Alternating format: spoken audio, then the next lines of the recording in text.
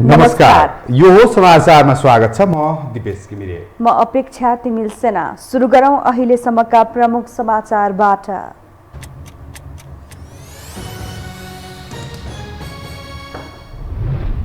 अध्यक्ष बाहेक माओवादी केन्द्रले निर्वाचनबाटै पदाधिकारी र केन्द्रीय सदस्य चुन्ने। आजै राति 8 बजे उम्मेदवारी दर्ता। भोलि 1742 प्रतिनिधिले मतदान गर्ने। पौडेल सहित कांग्रेसको केन्द्रीय सदस्यमा 10 जना मनोनित। निर्वाचनमा देउवालाई साथ दिएका सिंह र निधि पनि हटाए। अझै 23 जना केन्द्रीय सदस्य मनोनित हुन बाँकी। अंग्रेजी वर्ष सन् 2022 आजदेखि आरम्भ। मूल पात्रो मान्ने देशहरूमा नयाँ वर्षको उल्लास। नेपालमा टोपी दिवस मनाइयो। भारतको जम्मू कश्मीरका शीर्ष नेताहरू नजरबन्दमा। नेताका घर अगाडि ठूलो संख्यामा सुरक्षाकर्मी तैनात। मन्दिरमा भागदौड मच्चिँदा कश्मीरमा 12 जनाको मृत्यु। र ए डिभिजन लिगमा एकै दिन 3 खेल सकियो। बिग्रेडलाई हराउँदै मनाङ शीर्ष स्थानमा उक्लियो। 3 स्टारले जाउलाखेललाई हराउँदा सङ्कटा र च्यासल गोल रहित बराबरी।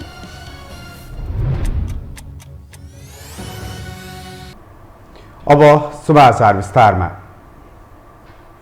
नेकपा माओवादी केन्द्रको 8औं महाधिवेशन अन्तर्गत निर्वाचन तालिका प्रकाशन भएको छ। केन्द्रीय कमिटी चयनका लागि निर्वाचन समितिले निर्वाचन तालिका प्रकाशन गरेको हो। तालिका अनुसार उम्मेदवारी दर्ता आजै राति 8 बजेदेखि 10:30 बजेसम्म तोकिएको छ। त्यस्तै मतदान भने भोलि बिहान 11:30 बजेदेखि 4 बजेसम्म हुने तालिकामा उल्लेख छ। माओवादीको विधान महाधिवेशन प्रतिनिधिहरूले 279 सदस्यीय केन्द्रीय कमिटी निर्वाचन गर्नेछ। उक्त निर्वाचित कमिटीले अध्यक्षसहित 15 सदस्य पदाधिकारी निर्वाचन गर्नेछ। आजै बन्द सत्रबाट विधान मस्यौदा पारित भएसँगै माओवादी केन्द्रको निर्वाचन प्रक्रिया सुरु भएको हो। 3 दशक लामो इतिहासमा जो आदेश शैली तोडेर माओवादी केन्द्रले पहिलो पटक निर्वाचनका माध्यमबाट नेतृत्वदेखि केन्द्रीय कमिटी चयन गर्ने भएको छ। मूल नेतृत्वमा प्रचण्डको प्रतिस्पर्धी नभए पनि पदाधिकारी र केन्द्रीय कमिटीमा सहमति नभएर निर्वाचनमै होमिएपछि यसअघि बन्दै आएको प्रचण्डको तजविज अधिकार तोडिएको छ। एक रिपोर्ट। 8औं राष्ट्रिय महाधिवेशनको बन्द सत्रमा पेश गरिएको दस्तावेजमाथि प्रतिनिधिहरूले जुन जुन विषय चर्कोसँग उठाए त्यसमा अध्यक्ष पुष्पकमल दाहाल प्रचण्ड मौन बसिदिए। कारण उनी महाधिवेशन मार्फत सजिलै अनुमोदन हुन चाहन्थे। 32 वर्षदेखि सर्वे सर्वाका रूपमा हेरिएका प्रचण्डमाथि 8औं महाधिवेशनले अनेक प्रश्न खडा गरेको छ, जसको जवाब दिन उनी आफै अक्क न बक्कको अवस्थामा छन्।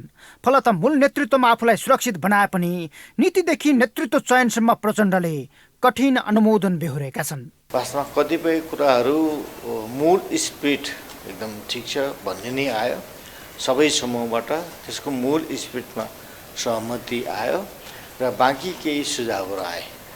त्यो सुझावलाई अध्यक्ष कमिटीले स्वीकार गर्नुभएको छ र समावेश गर्ने कुरा राख्नु भएको छ।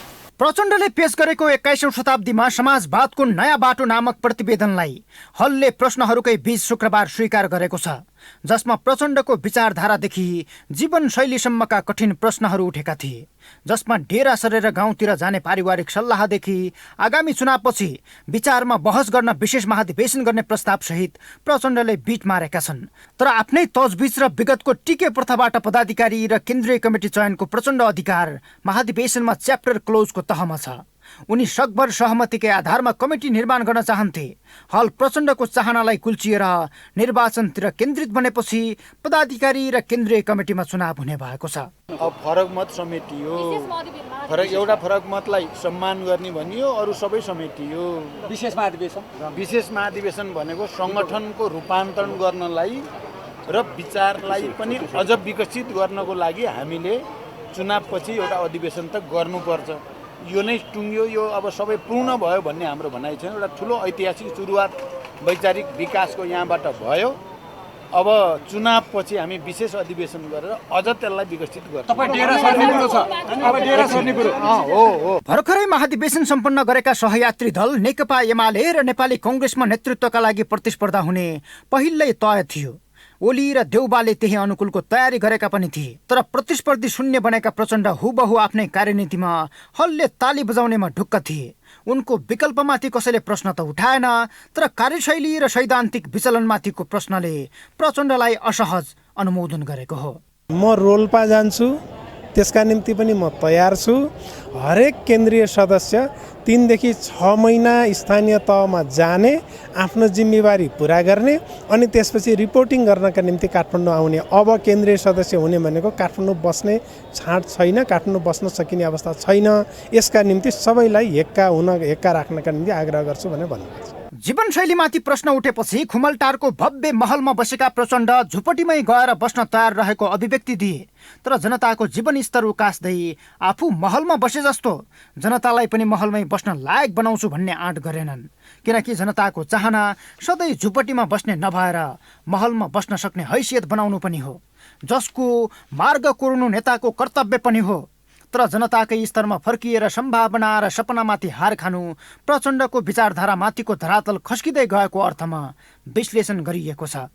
यद्यपि 3 दशकदेखि तजबिजमै नेतृत्व चयन हुँदै आएको माओवादीमा 8औं महाधिवेशनले नेतृत्वदेखि केन्द्रीय कमिटीसम्म लोकतान्त्रिक विधि मार्फत प्रतिस्पर्धा नै रोजेपछि प्रचण्डको सबैभन्दा ठूलो हारका रूपमा हेरिएको छ। यो हो टेलिभिजनका लागि क्यामेरामा निशान्त तामाङका साथमा सन्तोष बिके थापा, काठमाडौँ। करिब 1 महिनाकै अवधिमा 3 ठूला राजनैतिक शक्तिले राष्ट्रिय महाधिवेशन सम्पन्न गरेका छन्। महाधिवेशनबाट नेतृत्व पुनः पुरानै नेताहरू स्थापित भएका छन्, जुन राष्ट्रिय समस्यामा निकास दिन असफल भइरहने नेताहरू हुन्। एक रिपोर्ट। बारम्बार पार्टी र सत्ताको नेतृत्वमा असफल भइरहने 3 अनुहारलाई पार्टीभित्रको आन्तरिक प्रतिस्पर्धाले पुनः एकपटक अनुमोदन गरेको छ। मङ्सिर 2 साता चितवनमा सम्पन्न 10औं राष्ट्रिय महाधिवेशनले नेकपा एमालेका अध्यक्ष केपी शर्मा ओलीलाई पुनः नेतृत्वमा अनुमोदन गर्यो। मङ्सिरकै अन्तिम साता सम्पन्न 14औं महाधिवेशनबाट नेपाली कङ्ग्रेसको सभापतिमा प्रधानमन्त्री समेत रहेका शेरबहादुर देउबा फेरि दोहोरिए। यी दुवैले सहमति र सर्वस्वीकार्यको विकल्प चाहे पनि उनीहरूको निर्विकल्प अवस्थामाथि प्रश्न उठाउँदै केही नेताहरू विपक्षमा उभिएपछि प्रतिस्पर्धाकै माध्यमबाट अनुमोदित हुनु परेको हो। तर माओवादी केन्द्रका अध्यक्ष पुष्पकमल दाहाल प्रचण्डको हकमा भने आफ्नो टक्करको प्रतिस्पर्धी नै भेटिएन। राष्ट्रिय सम्मेलनलाई 8औं महाधिवेशनमा बदलेर पार्टी रूपान्तरणमा हुमिएका प्रचण्ड 3 दशकपछि पनि पुनः सर्वेसर्वा प्रमाणित भएका छन्। मुलुकको सत्ता सञ्चालनमा पहिलो हक राख्दै आएका यी 3 नेता पार्टीका महाधिवेशनबाट नेतृत्वमा दोहोरिएपछि देश चलाउने जिम्मा पनि उनीहरूकै हातमा गएको छ। नेपाली जनतालाई कसरी चाहिँ आफ्नो व्यापक चाहिँ एकताबद्ध गरेर सामाजिक आर्थिक रूपान्तरणमा चाहिँ हेलिन्छ भन्ने कुरा पो मुख्य हो त। अहिले दृष्टिकोण साँगुरो बनाएर अझ पछाडि फर्केर हुन्न भन्ने कुरा हाम्रो पार्टी पङ्क्तिलाई थाहा छ राम्ररी। यी 3 ठुला पार्टीको महाधिवेशनमाथि नै चुनौती दिने गरी संसदीय राजनीतिको एकसिटे अस्तित्वमा रहेको राप्रपाले भने पुस्तान्तरणमा सफलता हात पार्दै रूपान्तरणको चरणमा प्रवेश पाएको छ। 1.5 दशक लामो नेतृत्वको धङधङीलाई विसर्जन गर्दै राजेन्द्र लिङ्गदेनको उदय हुनु सकारात्मक अर्थमा बुझिएको छ। तर निर्णायक तहमा राप्रपाको अस्तित्व सहायक हुने भएपछि 3 ठुला पार्टीमा मुलुकका गतिविधि केन्द्रित हुनेछन्। संसददेखि न्यायालयसम्म अस्तव्यस्त बनाएर यी नेताहरू सत्ताकाण्ड र विकृतिको वाहकमै सीमित भएका छन्। अलिकति इज्जत छोड्ने हो भने त कहिले पनि सरकारबाट हट्नु नपर्ने अवस्था छ। जस्तो प्रचण्डजीहरू हट्नुहुन्न, ममता पनि उहाँहरू सरकारमै हुनुहुन्छ, काङ्ग्रेस हुँदा पनि सरकारमा हुनुहुन्छ, अर्को हुँदा पनि सरकारमा हुनुहुन्छ।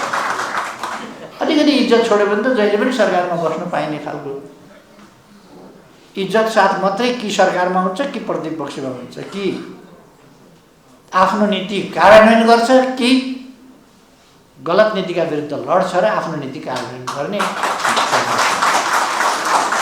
सत्ताको हाइफाइमा रहँदा एमाले अध्यक्ष ओलीले 6 महिनाकै अवधिमा 2 पटक असंवैधानिक संसद विघटन गरे। अदालतले छिनोफानो लगाउँदा काङ्ग्रेस सभापति शेरबहादुर देउबाले प्रधानमन्त्री बन्ने अवसर पाए। सरकारबाट बहिर्गमित हुँदाको पीडा अहिलेसम्म एमालेले संसदमा पोखिरहेको छ। प्रधानमन्त्री देउबा सहितको सत्ता गठबन्धनलाई ओलीसँग सहमतिका साथ संसद चलाउनु पर्ने बाध्यता छ।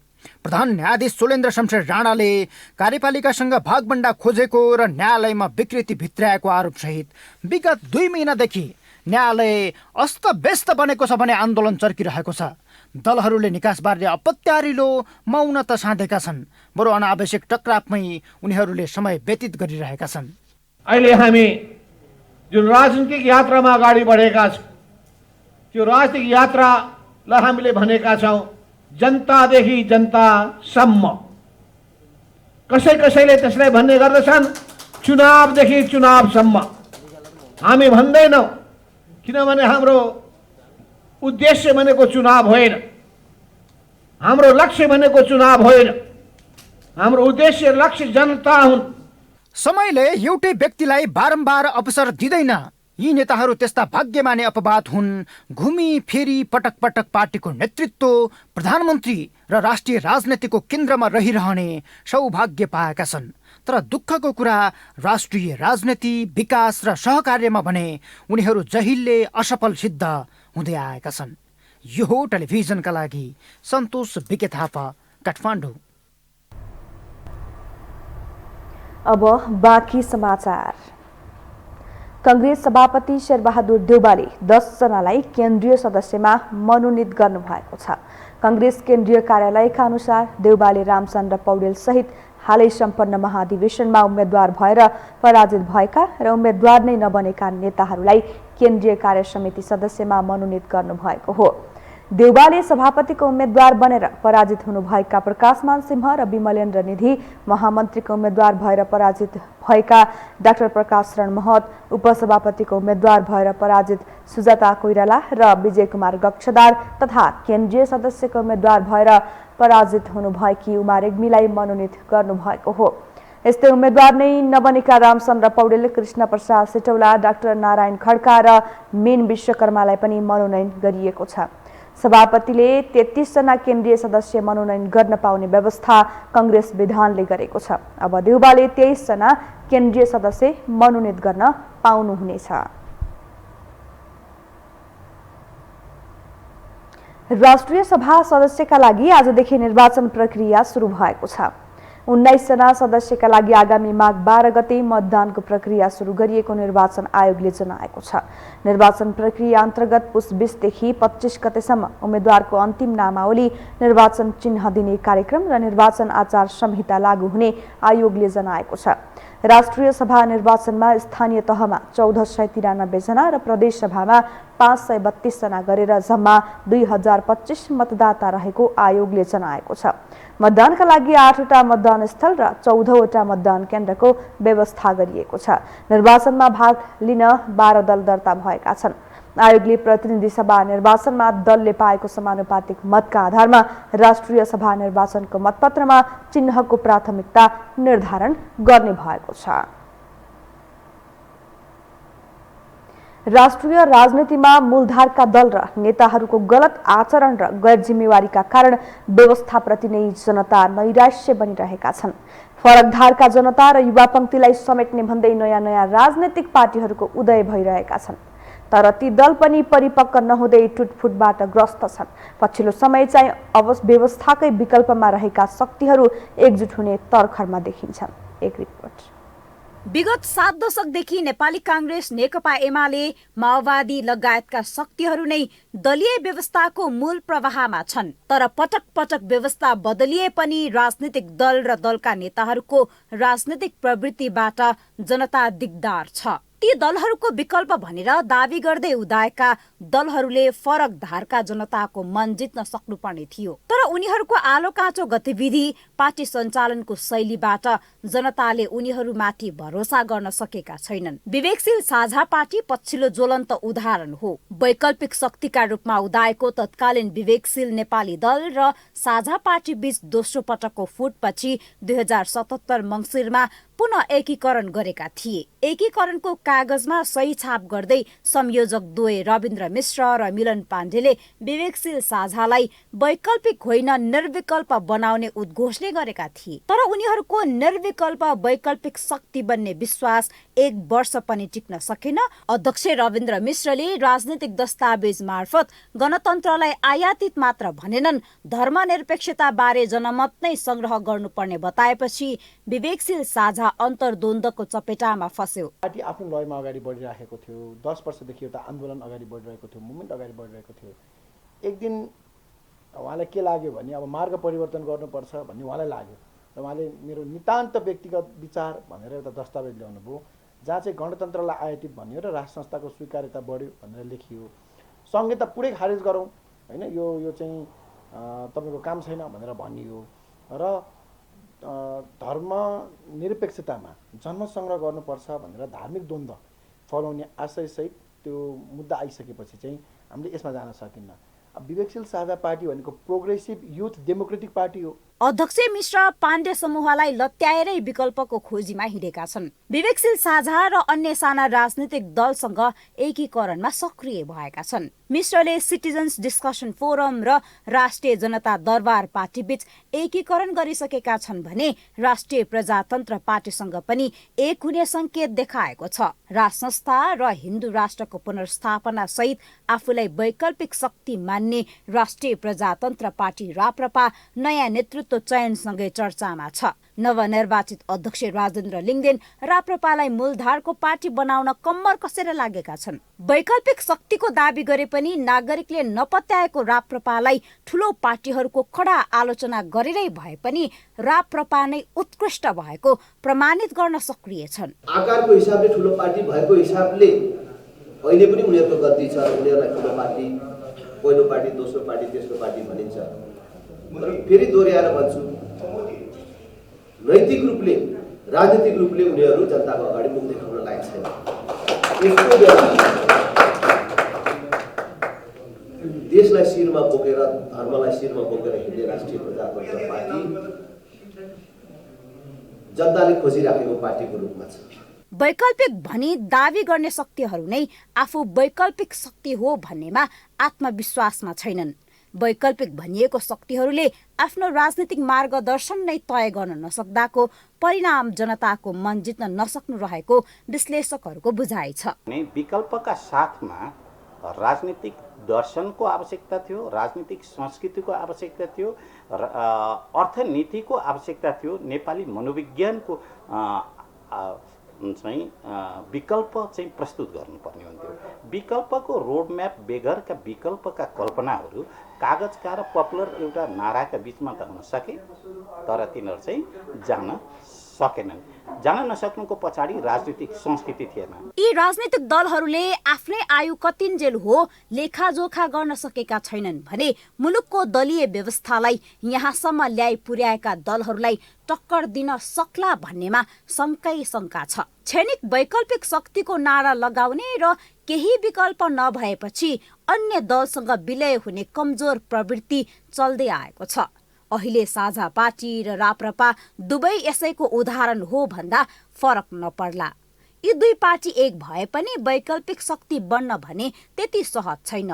बरु राज संस्था जस्तो पश्चागामी शक्तिको पिछालागु हुन लागेको विवेकशीलको प्रभावहीन विलय सिवय बरु नहोला।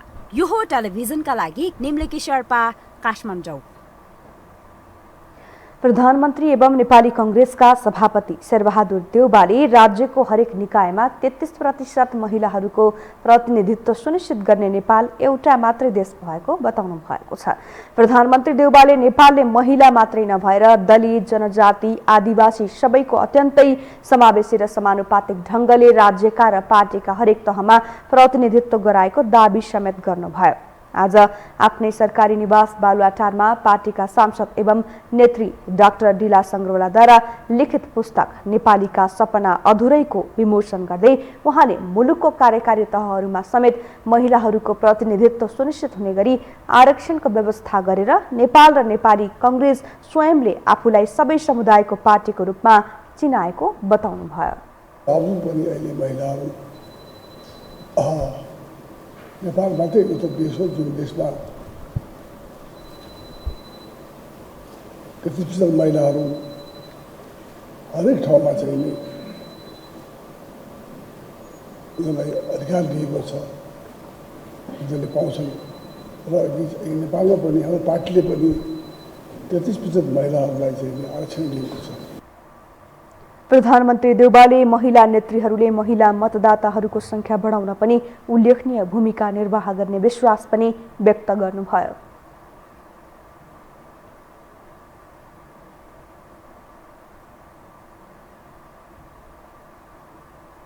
समाचार अझै बाँकी छन्, अहिलेलाई विश्राम।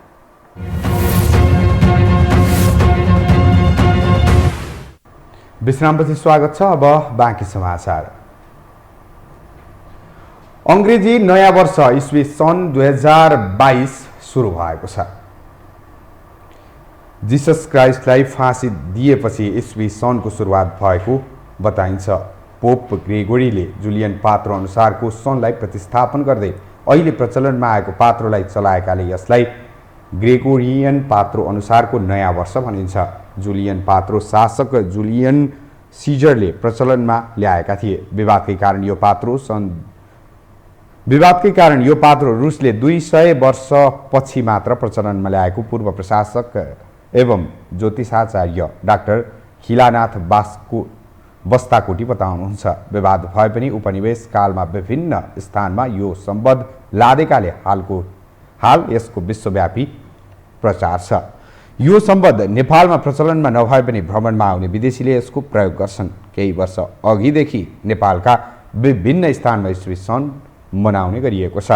विदेशी पर्यटकको भिडभाड हुने ठमेल, बौद्ध, पोखरा, सौराहा, लुम्बिनी लगायत स्थानमा अघिल्लो साँझ न्यू इयर इभका नाममा अङ्ग्रेजी नयाँ वर्ष मनाइएको छ।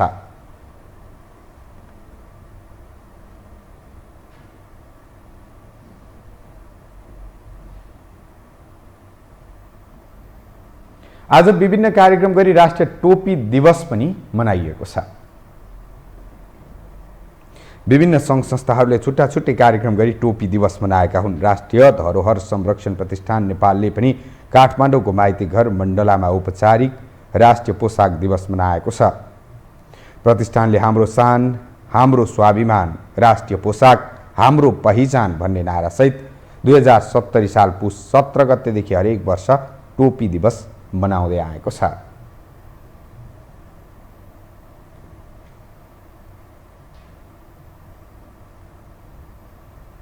अब बाँकी समाचार।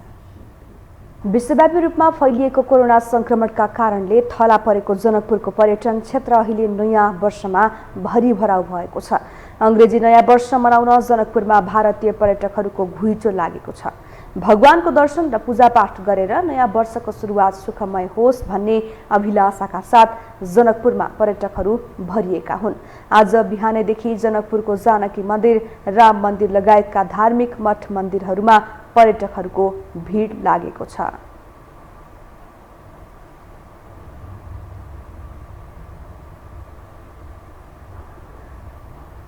नयाँ वर्ष मलाई लाग्दैछ यसपालि 2022 छ। 2021 त हामीहरूको बिचमा यस्तो महामारी आयो कि त्यसमा अब नयाँ वर्ष के सोच्नु र धेरै गाह्रो थियो, जनजीवन नै अस्तव्यस्त थियो। तर यसपालिको 2022 को यो नयाँ वर्ष मलाई लाग्छ एउटा यस्तो उत्साहित फेरि आएछ कि मलाई लाग्छ आजसम्म मैले यो भिड यसै पालि हेरेको छु। यो अङ्ग्रेजी वर्षको नयाँ वर्ष, अङ्ग्रेजीमा जुन नयाँ वर्ष छ त्यसको र राम्रै निकै म देखिरहेको छु चहल पहल। नयाँ वर्षमा अहिले अत्याधिक रूपमा पर्यटकहरू आएपछि पर्यटन व्यवसाय पनि उत्साहित बनेका छन्।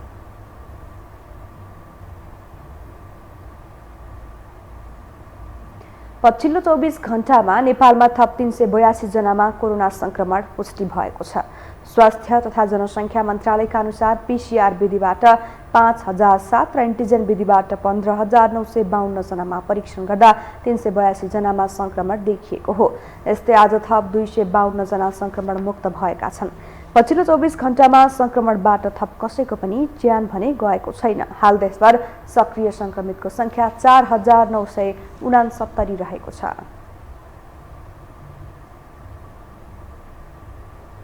अब पालो आर्थिक समाचारको।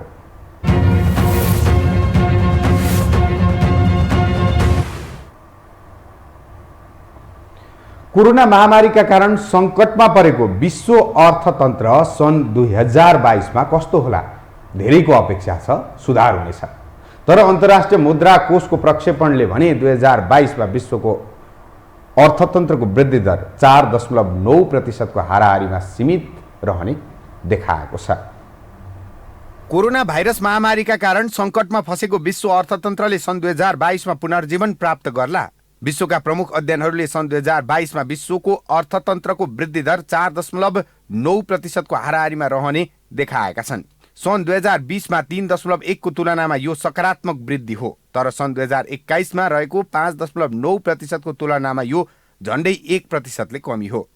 अन्तर्राष्ट्रिय मुद्रा कोषले सार्वजनिक गरेको पछिल्लो विवरणमा हामीबाट विदा भएको सन् 2021मा अर्थतन्त्रको वृद्धि 5.9% रहने उल्लेख छ।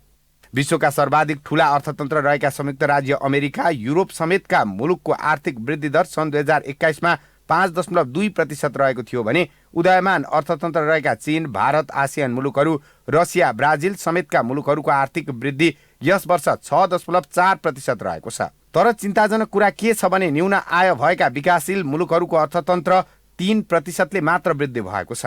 आगामी वर्ष 2022मा पनि ठूलो अर्थतन्त्र भएका मुलुकहरूको हिस्सा बढी नै देखिएको छ। कोषका अनुसार न्यून आय भएका मुलुकको अर्थतन्त्रमा केही सुधार भई 5.3% पुग्नेछ, तर कोभिडका कारण सृजित समस्याले यी मुलुकमा अनिश्चितता बढाएको छ। सन् 2022मा छिमेकी मुलुक चीनको आर्थिक वृद्धि दर 5.6% हुनेछ भने भारतको वृद्धि दर 8.5% हुने कोषको प्रक्षेपण छ। कोषले विश्व अर्थतन्त्रको पुनरुत्थानको गति निरन्तर भए पनि आर्थिक वृद्धि सोचे जस्तो गतिमा नहुने र अनिश्चितता कायमै रहने जनाएको छ। खास गरी कोरोना भाइरसका नयाँ भेरिएन्टका कारण विभिन्न मुलुकले लगाएका प्रतिबन्धले आर्थिक विकासमा अनिश्चितता र आशंका बढाएको हो। कोरोना भाइरस विरुद्धको खोपको विश्वव्यापी पहुँच र आर्थिक नीतिमा गर्नुपर्ने सुधारले मात्र अर्थतन्त्रलाई थप गतिशील र चलायमान बनाउने कोषको ठम्याइ छ। पछिल्ला विवरणहरूमा कोभिड विरुद्धको खोपको वितरणमा विकसित र गरिब राष्ट्रबीचको व्यापक असमानता रहेकाले पनि आर्थिक पुनरुत्थानमा विषमता देखिएको छ र त्यो अझ फराकिलो हुने विश्व बैंक र मुद्रा कोष दुवैले बताएका छन्। कोभिड सङ्कटबाट जनजीवन सहजतातर्फ उन्मुख हुन अझै केही वर्ष लाग्ने विश्व स्वास्थ्य सङ्गठनले चेतावनी दिइरहेको अवस्थामा नेपाल जस्ता कमजोर आर्थिक अवस्था भएका मुलुकको आर्थिक विकासका लागि विश्व बैंक, एसियाली विकास बैंक, अन्तर्राष्ट्रिय मुद्रा कोष जस्ता दात्री निकाय एवं धनी राष्ट्रहरूबाट आर्थिक प्राविधिक सहयोग जरुरी पर्नेमा कुनै विवाद छैन। धनी र गरिब राष्ट्रबीचको बढ्दो आर्थिक असमानतालाई सम्बोधन गर्न पनि सन् 2022 भित्र अन्तर्राष्ट्रिय स्तरबाटै पहल होस्। यो समाचारका लागि अन्तर्राष्ट्रिय सञ्चार माध्यमहरूको सहयोगमा दिपेश घिमिरे, काठमाडौँ। हामीसँग अन्तर्राष्ट्रिय खेल समाचार बाँकी नै छन्, अहिलेलाई विश्राम।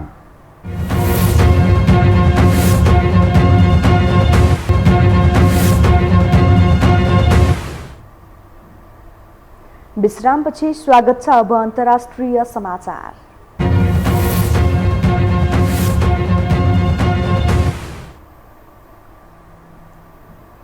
भारतको जम्मू कश्मीरका विभिन्न दलका शीर्षस्थ नेताहरूलाई नजरबन्दमा राखिएको छ। पूर्व मुख्यमन्त्री Omar Abdullah, people's democratic party PDP की अध्यक्ष तथा पूर्व मुख्यमन्त्री महबुबा मुफ्ती तथा CPIM का नेता MY तरिगामीलाई नजरबन्दमा राखिएको अन्तर्राष्ट्रिय सञ्चार माध्यमले जनाएका छन्। जम्मू कश्मीरका राजनीतिक दलको समूह गुपकर गठबन्धनले शनिबार केन्द्र सरकार विरुद्ध विरोध प्रदर्शन गर्न लागेका थिए। विरोध प्रदर्शन सुरु हुन अघि नै नेताहरूको घरमा ताला लगाइएको थियो। त्यस्तै शीर्ष नेताहरूको घर अगाडि ठूलो संख्यामा सुरक्षाकर्मी तैनात गरिएको छ। यसैबीच कश्मीरकै एक मन्दिरमा भागदौड मच्चिँदा 12 जनाको ज्यान गएको छ। नयाँ वर्ष 2022 का अवसरमा वैष्णोदेवी मन्दिरमा दर्शन गर्न पुगेका तीर्थयात्रीहरू बीच भागदौड मच्चिँदा 12 जनाको ज्यान गएको हो। भागदौडमा 20 जना भन्दा बढी घाइते भएका छन्। अब पालो खेल समाचारको।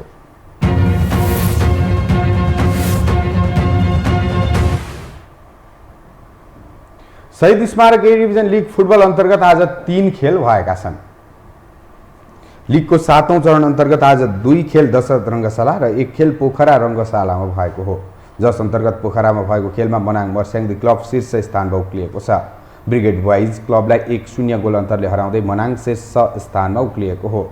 शीर्ष स्थानमा उक्लिएको मनाङले 7 खेलमा 16 अङ्क जोडेको छ। त्यस्तै अर्को खेलमा 3 स्टार क्लबले जित निकालेको छ। 3 स्टारले जावलाखेल युथ क्लबलाई 2-1 गोल अन्तरले हराएको हो। त्यस्तै अन्तिम खेलमा सङ्कटा क्लब र च्यासल युथ क्लब गोल रहित बराबरी खेलेका छन्। अब मौसम सम्बन्धी जानकारी।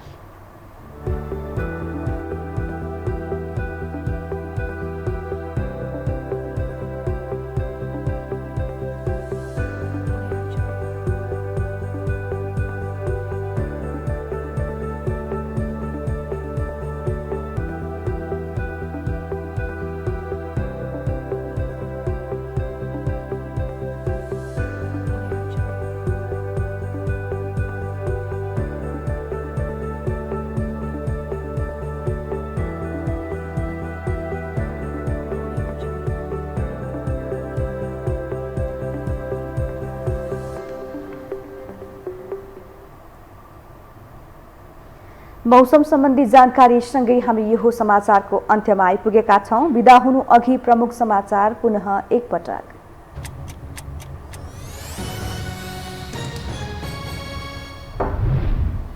अध्यक्ष बाहेक माओवादी केन्द्रले निर्वाचनबाटै पदाधिकारी र केन्द्रीय सदस्य चुन्ने। आजै राति 8 बजे उम्मेदवारी दर्ता।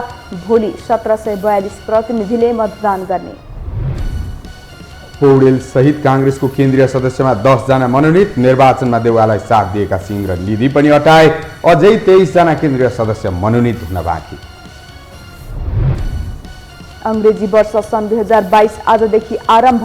मूल पात्रो मानिने देशहरूमा नयाँ वर्षको उल्लास। नेपालमा टोपी दिवस मनाइयो। भारतको जम्मू कश्मीरका शीर्ष नेताहरू नजरबन्दमा। नेताका घर अगाडि ठूलो संख्यामा सुरक्षाकर्मी तैनात। मन्दिरमा भागदौड मच्चिँदा कश्मीरमा 12 जनाको मृत्यु। र ए डिभिजन लिगमा एकै दिन 3 खेल सकियो। बिग्रेडलाई हराउँदै मनाङ शीर्ष स्थानमा उक्लियो। 3 स्टारले जाउला खेललाई हराउँदा सङ्कटा र च्यासल गोल रहित बराबरीमा।